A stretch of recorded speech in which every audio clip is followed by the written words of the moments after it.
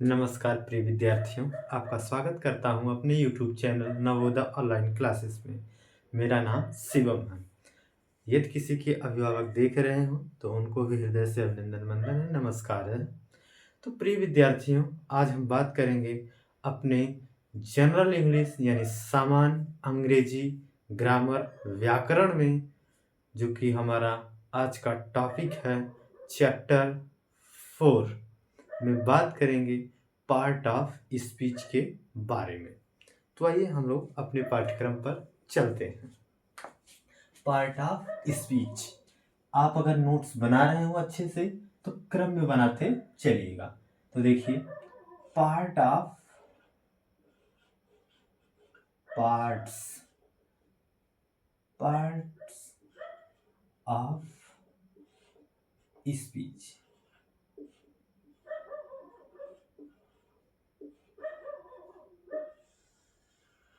Part of speech, तो part of speech किसे कहते हैं? पार्ट्स ऑफ स्पीच किसे कहते हैं?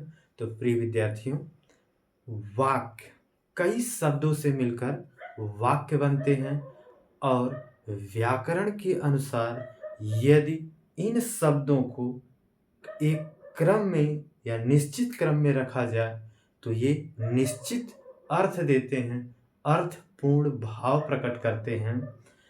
तो इनका कार्य भी अलग अलग होता है और इनका व्यवस्था भी अलग अलग होती है। इन्हीं शब्दों के भिन्न भिन्न होने के रूप को ही क्या कहते हैं? पार्ट ऑफ स्पीच कहते हैं।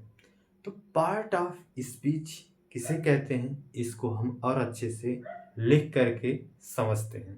तो प्रिय विद्यार्थियों, कई शब्दों से मिलकर कई शब्दों से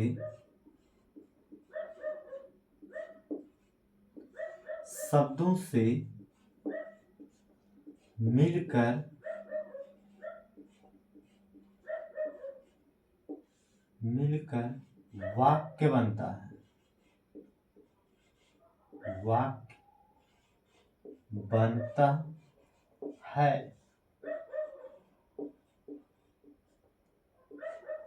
व्याकरण के अनुसार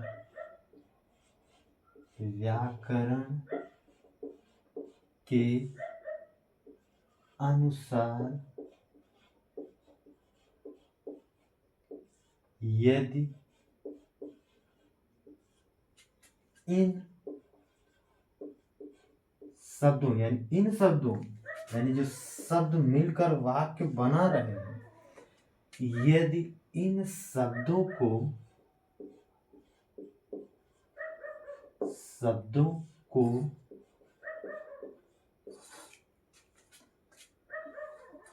क्रम में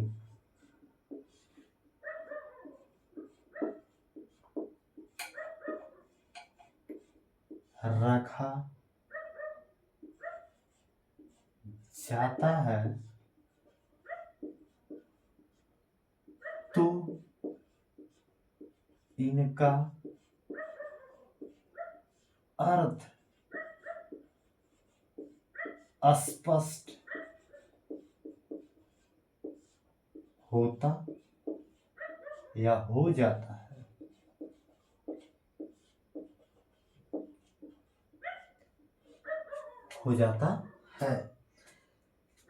वाक्य में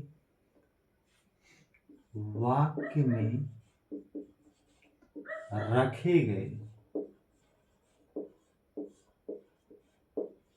गए शब्द भी अलग अलग होते हैं।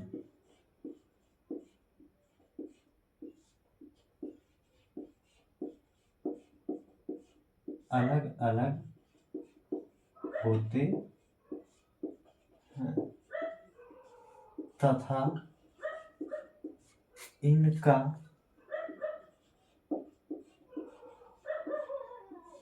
कार्य भी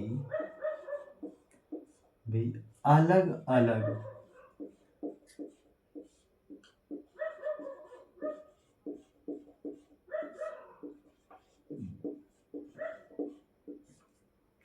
अलग अलग होता है, होता है। ओके, तो कार्यों के अनुसार,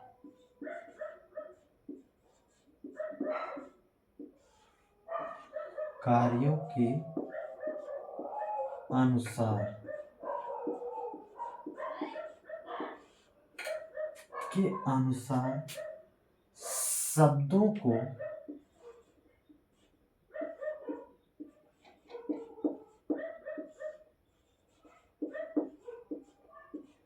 विभिन्न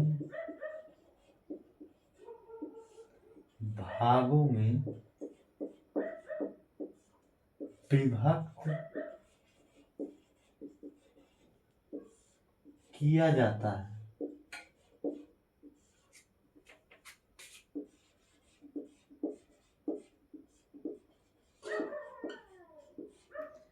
इन्हें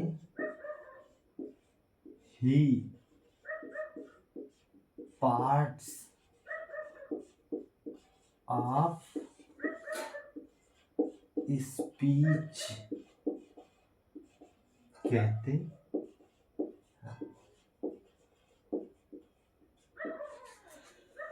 तो प्रिय विद्यार्थियों, आपने देखा पार्ट ऑफ स्पीच किसे कहते हैं। तो कई शब्दों से मिलकर वाक्य बनता है। व्याकरण के अनुसार यदि इन शब्दों को क्रम में रखा जाता है तो इनका अर्थ स्पष्ट हो जाता है। वाक्य रखे गए, सॉरी यहाँ एक शब्द छूट गया, वाक्य में, ओके, वाक्य में रखे गए शब्द भी अलग अलग होते हैं तथा इनका कार्य, यहां भी छूट गया, कार्य भी अलग अलग होता है। कार्य भी अलग अलग होता है, सॉरी, अलग अलग होता है। कार्यों के अनुसार शब्दों को विभिन्न भागों में विभक्त किया जाता है, इन्हें ही पार्ट ऑफ स्पीच कहते हैं। तो प्रिय विद्यार्थियों, किसी भी वाक्य को बनने में शब्दों का अति महत्व होता है। शब्द से ही मिलकर ही वाक्य बनते हैं और अगर ये व्याकरण के अनुसार रखे जाते हैं तो उनका अर्थ स्पष्ट हो जाता है और वो अलग अलग होते हैं, उनका अर्थ भी अलग अलग होता है। तो कार्यों के अनुसार शब्दों को विभिन्न भागों में विभक्त किया जाता है, इन्हें ही पार्ट ऑफ स्पीच कहते हैं। तो प्रिय विद्यार्थियों, जैसे उदाहरण के माध्यम से आइए हम इसको अच्छे से और समझते हैं। जैसे मोहन, ओके, स्कूल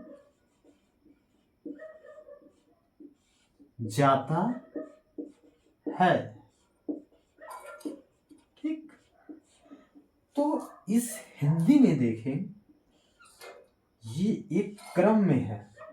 क्या है ये? क्या है? सब्जेक्ट, इंग्लिश में सब्जेक्ट, जिसे क्या कहते हैं हिंदी में कर्ता,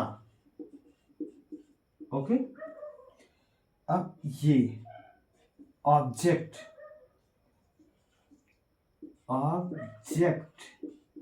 यानी इसे कहते हैं कर्म, और ये है वर्ब, यानी क्रिया। तो प्रिय विद्यार्थियों, आपने इसको देखा। अगर ये शब्द होते हैं, यही हमने लिखा है, कई शब्दों से मिलकर वाक्य बनता है। तो कई शब्दों से मिलकर ये पूरा वाक्य बना है। व्याकरण के अनुसार यदि इन शब्दों को क्रम में रखा जाता है तो इनका अर्थ स्पष्ट हो जाता है। तो मोहन स्कूल जाता है, तो इससे स्पष्ट हो रहा है कि मोहन स्कूल जाता है। वाक्य में रखे गए शब्द अलग अलग होते हैं। जैसे देखा हमने, यहाँ करता है सब्जेक्ट और अगला है ऑब्जेक्ट, फिर है वर्ब। ये तो हो गया हिंदी का, ये हिंदी में इसका क्रम है। ओके, हिंदी भाषा में। फिर कहते हैं कार्यों के अनुसार शब्दों को विभिन्न भागों में विभक्त किया जाता है, इन्हें ही पार्ट ऑफ स्पीच कहते हैं। तो ये जो विभक्त किया गया है कि सब्जेक्ट है, ऑब्जेक्ट है, ये वर्ब है। और अगर एक हम क्रम में देखें पार्ट ऑफ स्पीच के भाग में नाउन, यहाँ ये नाम प्रयोग हो रहा है, ये नाउन है। तो पहला noun, pronoun, verb, adverb, adjective, preposition, conjunction, interjection. तो 8 प्रकार के होते हैं। तो प्रिय विद्यार्थियों, आइए हम अब इसको इंग्लिश में करके देखते हैं। तो मोहन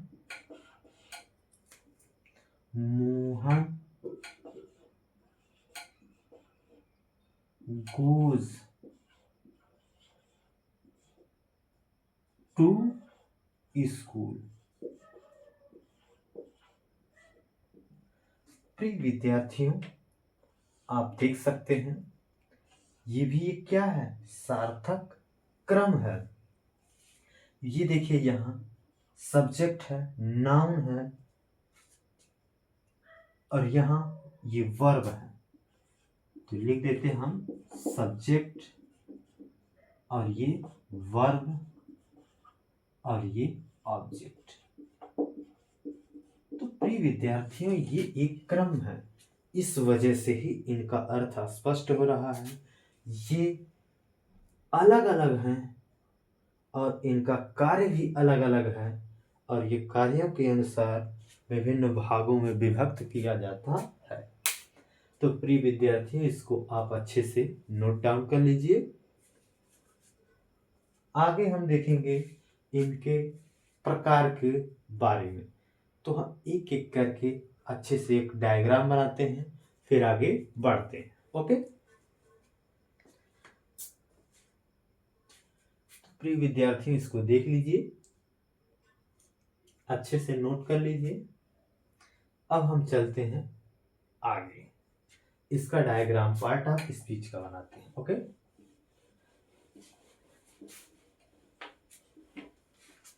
किसी को किसी प्रकार की दिक्कत हो, परेशानी हो, तो हमारे चैनल पर कमेंट करिए और हम उसका सुझाव कमेंट के माध्यम से वीडियो पे क्लास में आपको अच्छे से मिलेगा सुझाव। प्रिय विद्यार्थियों, हमने अभी बात किया कि ये जो है कितने प्रकार के होते हैं, 8। ओके, एक एक क्रम में हम लोग देख लेते हैं।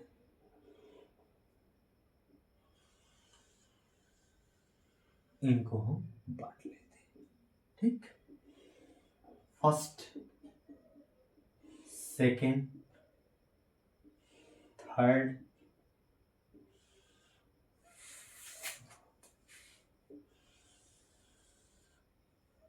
फोर,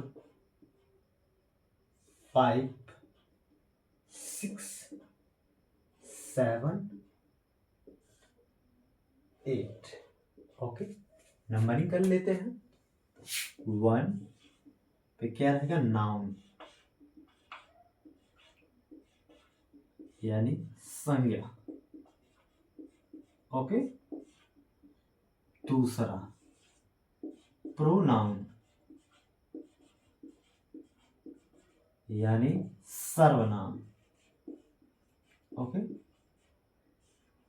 अगला रहेगा यानी तीसरा number verb, VERB, verb. Verb means क्रिया। ओके, अगला होगा एडजेक्टिव यानी चौथा, एडजेक्टिव। ओके, यानी विशेषण। ओके।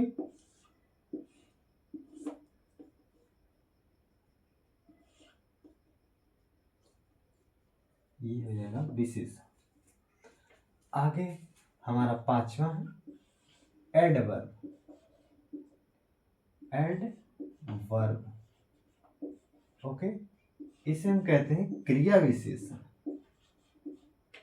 क्रिया विशेषण, ओके। अगला है हमारा छठा, जिसे कहते हैं preposition. PRO, preposition, okay. PROPOSIN, preposition. इससे हम कहते हैं संबंध बोधक। क्या कहते हैं? संबंध बोधक, ओके। अगला 7 क्या कहेंगे? कंजंक्शन। इसको यहां लिख देते हैं, इतना ही रहने देते हैं, ओके। अब आ जाते हैं हम यानी 7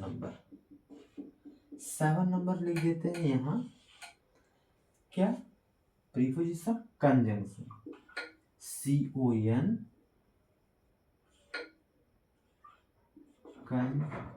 कंजंक्शन, ओके। इसे कहते हैं समुच्चय बोधक।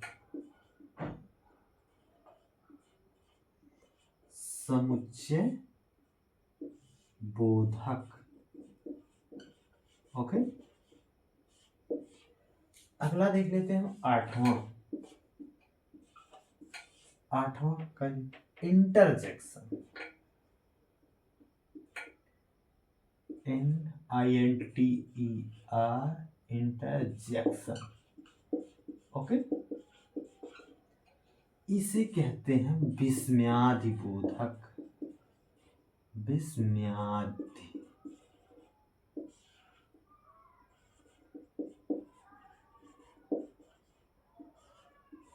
ओके। तो प्रिय विद्यार्थियों, एक बार हम रिकैप कर देते हैं इसको अच्छे से स्पेलिंग सहित, ठीक है। अगर आपको विजिबिलिटी थोड़ी सी कम हो या नहीं दिख रहा हो, क्योंकि हमारा मार्कर थोड़ा सा चल नहीं रहा अच्छे से, तो आइए हम सब एक एक करके स्पेलिंग सहित बताते हैं। तो हमारे पार्ट ऑफ स्पीच 8 होते हैं। पहला है नाउन, जिसे हम संज्ञा करते हैं। स्पेलिंग NOUN, नाउन यानी संज्ञा। दूसरा है प्रोनाउन, PRONOUN, प्रोनाउन। प्रोनाउन यानी सर्वनाम, ओके। तीसरा वर्ब, VERB, वर्ब। वर्ब यानी क्रिया, कहे तो मुख्य क्रिया भी कह सकते हैं। तो चौथा देखते हैं adverb, sorry adjective, ADJECTIVE, adjective यानी इसे कहते हैं विशेषण। और अगला हमारा है एडवर्ब, ADVERB, एडवर्ब यानी इसे कहते हैं क्रिया विशेषण। अगला हम लोग देखते हैं तो हमारा है प्रीपोजिशन, PROPOSITION,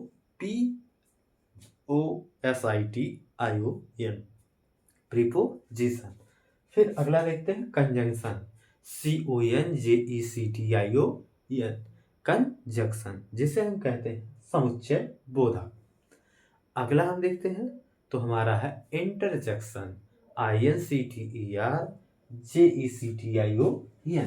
कंजंक्शन यानी विस्मयादि बोधक।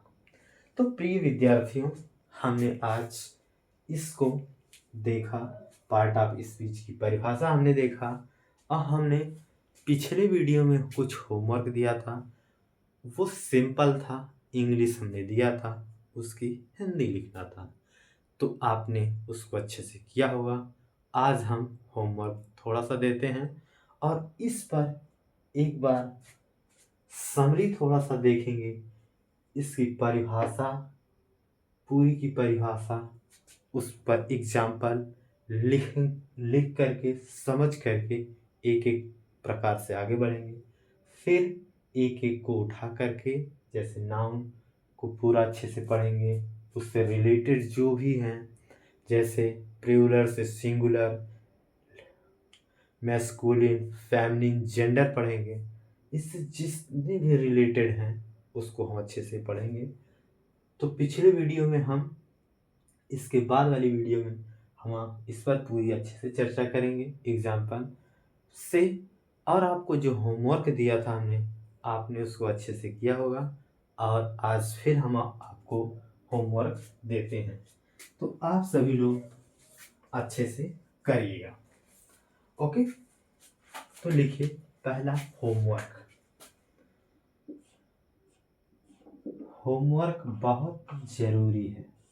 हमने आपसे बात किया था कि आप अपने अभिभावक, गार्जियन, माता पिता, भाई बहन को दिखा सकते हैं और हमको कहिएगा कि सर ने हमको दिया था और कहे थे कि ये अपने परिवार को, अपने अभिभावक को दिखाना है।